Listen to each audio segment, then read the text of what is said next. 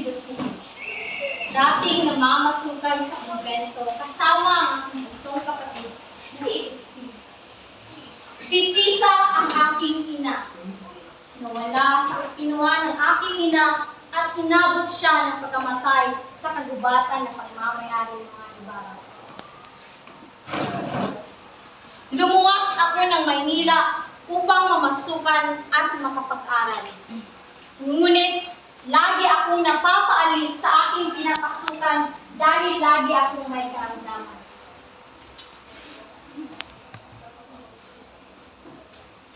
Gusto ko na sana makasan ang aking buhay dahil nawawala na ako ng pag-asa.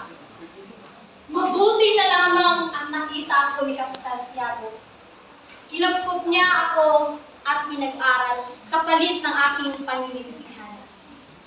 Sa paralan na aking pinapasukan ay nakaranas ako ng pang-alipusta sa kapwa kong mag-aaral at sa aking mga guro. Ngunit di ko sila pinansin. Nag-aral ako ng mabuti, kaya naman nagkamit ako ng katigang karangalan. Pinag-aral ako ni Kapitan Tiago ng medisina.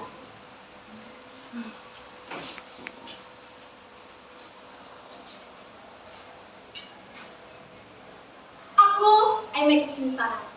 Isang napakagandang dalaga, walang iba kundi si Huli. Nais ko siyang pakasalan sa oras na mabigyan ako ng papilis sa aking kursong pinuhang ang medisina.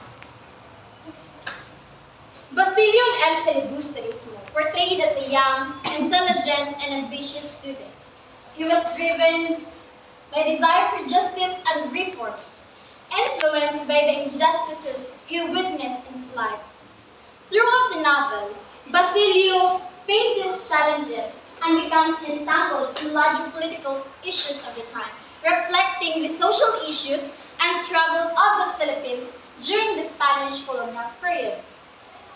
Basilio's importance in El Filibusterismo extends to the modern times as he symbolizes the youth's role in seeking positive change and addressing societal issues. His character emphasizes the significance of education, resilience, and standing against injustices.